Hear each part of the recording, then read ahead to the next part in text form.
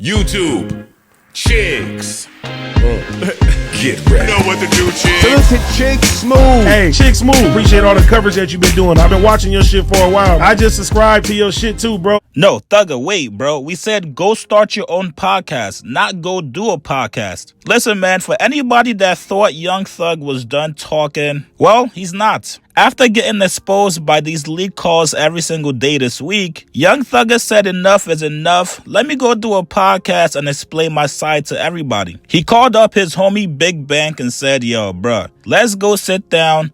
Let me tell people exactly what's going on. Now, the audio for this podcast has dropped if anybody want to go listen to it. This podcast episode was scheduled to drop Monday, but with all these calls coming out and coming out very quickly, Young Thug wanted this interview to be expedited. As you guys can see on this comment, he left. He told Big Bang, drop this shit, Bang, fuck Monday. Now, looks like Thugger is also standing on business. He's not going back on anything he said on those calls. Thugger addressed all these leaked jail calls saying, hey man, it is what it is. I've never ever pillow talked with my girl prior to going to jail. But anything I said on these calls, I've said to their faces. Here's what he said. Like, I'm going through shit every day. I'm looking at my best friend, them do what they do. I'm looking at this. I'm looking at certain shit. And it's making me feel how I'm feeling.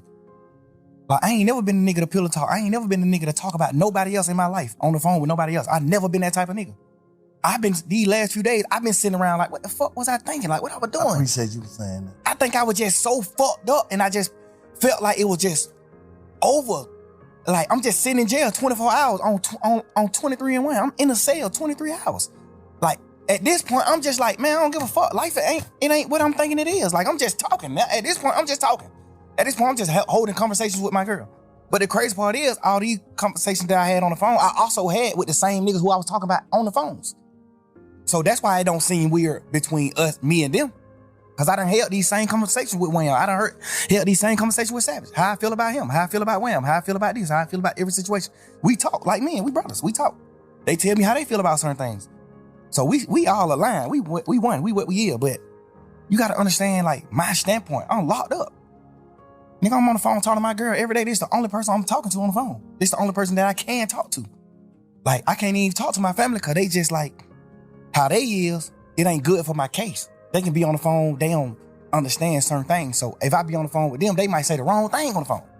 So now I can't talk to them. Now I can't talk to Bank. I don't want the police to get on Bank. Now I can't talk to Wham. I don't want the police to get on him. I don't want the police to get on Savage. I don't want the police to get on Pluto. It's just so much shit in my mind to the point where I'm just like, I'm confining myself. I mean, not confined. I'm like trapping myself to just communicate with one person. And then I might go to court and just get body slammed by the motherfucking judge, bro. And then I just got to come back to the jail. Now I'm on the phone with somebody that I love, whoever it is I'm on the phone with. And they like, man, goddamn, or goddamn, they say, this nigga right here been up pulling up on bro. This nigga pulling up. Now, of course, I'm just like, bro, I just got body slammed by the judge. I'm just feeling how I'm feeling, bro. I'm just saying what I'm saying. Like, I ain't even tripping on that. I'm just saying what I'm saying. And I done told all these niggas these same things. But looking back on it, how you feel? You just said, goddamn, like, damn, you feel like you was tripping. I feel like I was tripping, but I feel like, because I ain't never did that shit like that. I ain't never pillow talk with no girl ever in life. I ain't never in my life held no conversation with no girl about no another nigga ever until jail. And I've been trying to figure out, like, why the hell was I even doing that? And then I just had to, like, think back to when I was in jail. Because I did a long time in jail, so I know how to think right back to when I was in jail right now. So you been reflecting?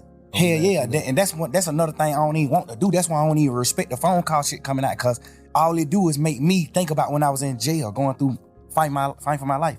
All it do is make my girl think about those long ass conversations on the phone. We praying and we doing shit and hoping that I can get away from this shit and come out of it.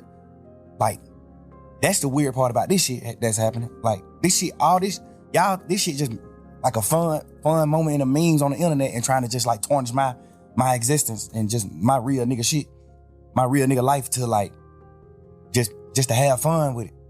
But not knowing, like, but this shit traumatizing the hell. This shit goddamn make me remember when I was in jail. This shit make me remember those dark ass days and moments I had, bro. This shit make my girl cry. She ain't even tripping about what we saying on the phone. Nigga, we said, whatever I say, I can say twice. I'm a grown man. I'm a man, nigga. Whatever I say twice. And I done said it to every nigga. They know that. So I ain't tripping on that part. I'm tripping on just like the world not knowing that. I'm tripping on the world just, oh, but look at this. Oh, hey, y'all, here go another phone call. Here go. It's just like, bro, y'all ain't understand what's going on. Let me say this. If you knowing that you told these people and you was on the side, how would you look at it? If you was from the sideline, just listening to Slime on the phone, on the jail phone, talking to Savage, talking to your girl, just about like everything, how would you look at that? If you didn't know, like you said, you done told the same people this, how would you look at it? It depends. If I was on the sideline and I never been in that situation, like no jail shit or fight for my life, I probably would look at it how people looking at it that ain't never been through shit. Okay.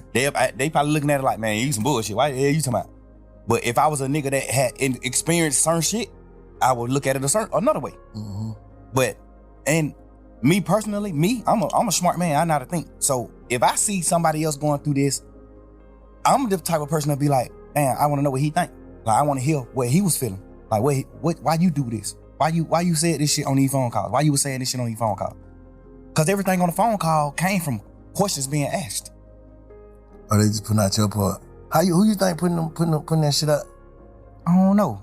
I be looking at it like some of the niggas that's like mad that I'm pushing grown man business. I'm pushing. We ain't telling on nobody. We ain't no rats. We ain't doing it.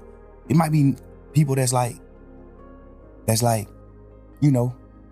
might be stemming from that. Cause do you think you inviting that energy though? Yeah, 100%. Now, Thugger, brother, I don't know if we actually believe that you've never pillow talked to your girl before. You seemed awfully comfortable on those calls, and so did your girl. Almost like it was a nighttime routine you guys would do. Now, I do think Thugger has at least said some of these things to these people's faces, but do we actually think Thugger has called Future a lame, a buster, a goofy in front of his face? And you damn sure have not told Glorilla she's ugly in front of her face. You're definitely not calling Gucci Mane soft in front of his face. So it's one of those things that sounds good in theory, but we heard these calls, brother. And we've also seen you come out and apologize for certain things you said in these calls. No matter how you try to spin it, this was your true thoughts and true feelings about all these people around you. Even people that's helped you, people that's helped your music career, that's something you gotta live with moving forward. However, I will give him props for actually being vulnerable during this conversation. A lot of people would have just gotten on the podcast and lied about it, saying, nah, that wasn't me. 90% of these calls coming out is AI. But we know you haven't said all these things to all these people's faces. You guys get in the comments below. What do you guys make of Young Thug addressing and owning up to all these leaked jail calls? Like this video, subscribe to my channel. You guys believe him? I'll see you guys later, man.